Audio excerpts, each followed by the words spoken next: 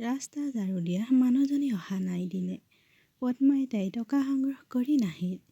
এইবাৰ কিমান দিন এনেকৈ চুকত জাবৰবোৰ গোট খাব। কমলে বাতৰি কাকতখন ভাঁজ কৰি পত্নী পদ্মাক ক'লে। পদ্মাই খিৰিকীৰে বাহিৰলৈ জুমি চালে। তাই সেই একেটা চুকতে দেখিলে য'ত প্ৰতিদিনে ৰাতিপুৱা জীৰ্ণ শাৰী পিন্ধা সেই ক্ষীণ মহিলাগৰাকী আহিছিল। চুলিত ৰূপৰ বগা সূতা আৰু মুখত একেটা ভাগৰুৱা হাঁহি। কিন্তু আজি তৃতীয় দিন। তাই অহা নাছিল। ইমান চিন্তিত কিয়? এনে মানুহক কোনে চিন্তা কৰে? পইচা শেষ হ'লে তাই নিজাববীয়াকৈ আহিব।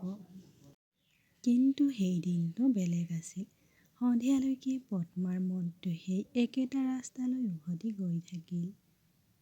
প্ৰতিবাৰে তাই সেই একেটা নিস্তব্ধ চুক দেখিছিল। ঝাৰু নোহোৱাকৈয়ে, চেণ্ডেল নোহোৱাকৈয়ে, সেই মহিলাগৰাকীৰ হাঁহিৰ আভাস নোহোৱাকৈ পিছদিনা ৰাতিপুৱা যেতিয়া গাখীৰ দিয়া মানুহজন আহিছিল, তেতিয়া সি ক'লে, বৌ শুনিছানে? বস্তিত বাস কৰা ভদ্ৰ মহিলাগৰাকী যোৱা নিশা দুৰ্ঘটনাগ্ৰস্ত হৈছিল। পদ্মাই তাইৰ হাতৰ পৰা গাখীৰখিনি প্ৰায় পেলাই দিছিল। পদ্মাৰ হৃদয়খন যেন ধৰি ৰাখিলে। তাইৰ হৃদয়খন ধপধপাই উঠিছিল। তাই সেই মহিলাগৰাকীলৈ মনত পৰিল। তাইৰ নাম আছিল ৰাখী।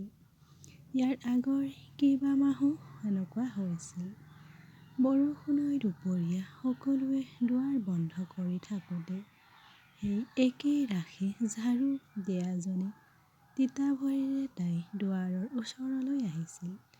মেডাম, তাই দুদিনৰ ছুটী বিচাৰিছিল।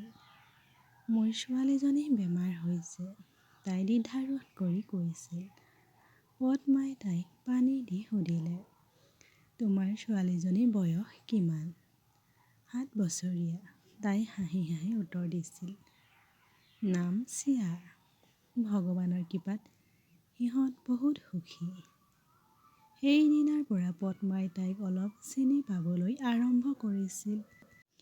কেতিয়াবা চাহ, কেতিয়াবা বাঁহী ৰুটি, কেতিয়াবা বাকী থকা ফল-মূল জীয়েকৰ বাবে আগবঢ়াইছিল। তাই কেতিয়াও তাইক ধন্যবাদ নিদিলে। তাই কেৱল মূৰটো নমাই হাঁহি হাঁহি গুচি যায়।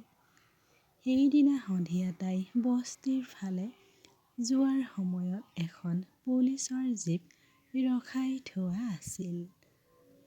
ভিৰৰ মাজৰ কোনোবাই তাইক কণমানি ছোৱালীজনীয়ে কান্দিছে বুলি ক'লে। গোটেই ৰাতি তাইক নিবলৈ কোনেও নাহিল। পদ্মাই ভিৰৰ মাজত জুমি চালে। তাতেই মাটিৰ মজিয়াত বহি আছিল এজনী সৰু ছোৱালী। সেয়া একেই আছিল। পুৰণি নীলা ফ্ৰক পিন্ধি চকুত শুকান ভয়। পদ্মাৰ খোজবোৰ স্বয়ংক্ৰিয়ভাৱে আগবাঢ়ি গ'ল। ল'ৰা, মা ক'ত আছে? ছোৱালীজনীয়ে নিৰ্দোষীভাৱে সুধিলে। নাজানানে মা বহু দেৰি শুই আছে। সকলোৱে কৈ আছে যে তাই কেতিয়াও সাৰ নাপায়। পদ্মাৰ ডিঙিৰ পৰা কোনো শব্দ ওলাই নাহিল। তাই ছোৱালীজনীক কোলাত লৈ গ'ল। সেই নিশা তাই সিহঁতৰ ঘৰত আছিল। কমলে প্ৰথমে প্ৰতিবাদ কৰিছিল। মোক পতিয়ন নিয়াবলৈ চেষ্টা কৰিলে। মই মান্তি নহ'লে তেওঁ ক'লে, চাওক, আমি অনাথ আশ্ৰম চলোৱা নাই। মানুহে কি ক'ব?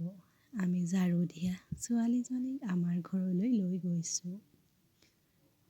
পদ্মাই কেৱল ক'লে, তাইৰ মাকে আমাৰ জাবৰবোৰ চাফা কৰিলে। এতিয়া তাই বোজা কান্ধত লোৱাৰ সময় আহি পৰিছে।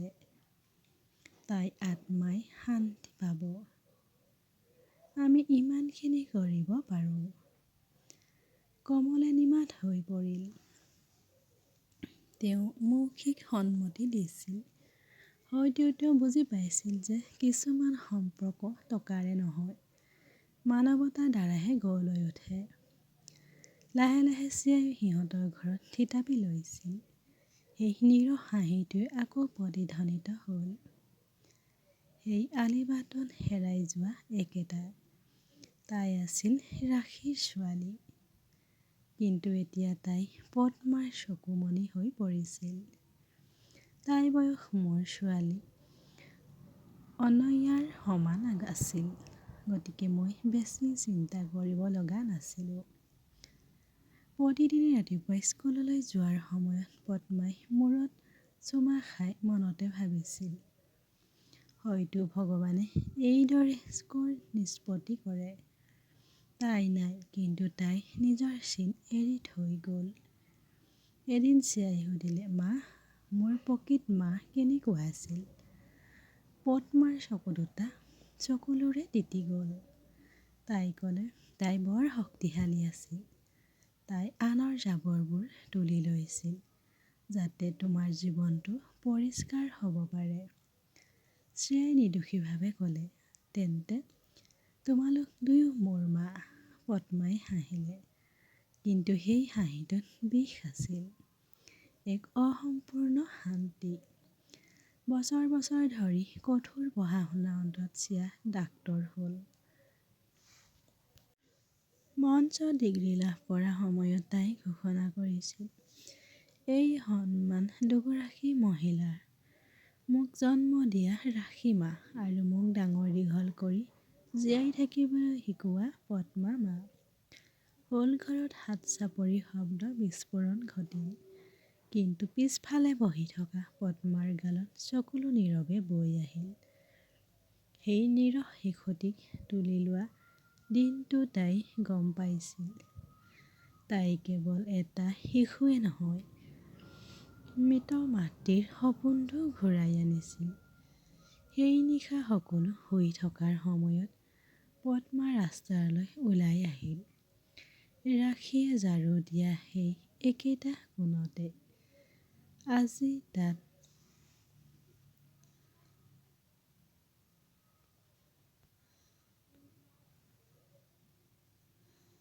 আজি তাত সতেজ ফুল ৰখা হ'ল। পদ্মাই মৃদুভাৱে ক'লে, বাইদেউ, তোমাৰ কাম মই সম্পূৰ্ণ কৰিলোঁ। তোমাৰ ছোৱালীজনীক মোৰ নিজৰ দৰে ভাল পাবলৈ যত্নপ্ৰস্তে চেষ্টা কৰিলোঁ। অদৃশ্য হাঁহি এটাই যেন মোৰ মূৰত আদৰ কৰিলে। ৰাখীৰ সান্নিধ্য অনুভৱ কৰিলোঁ। তাই নিশ্চয় আজি বৰ সুখী। ধন্যবাদ বন্ধু-বান্ধৱীসকল। কাহিনীটো শুনি ভাল লাগিলে লাইক কৰিব আৰু ছাবস্ক্ৰাইব কৰিবলৈ নাপাহৰিব।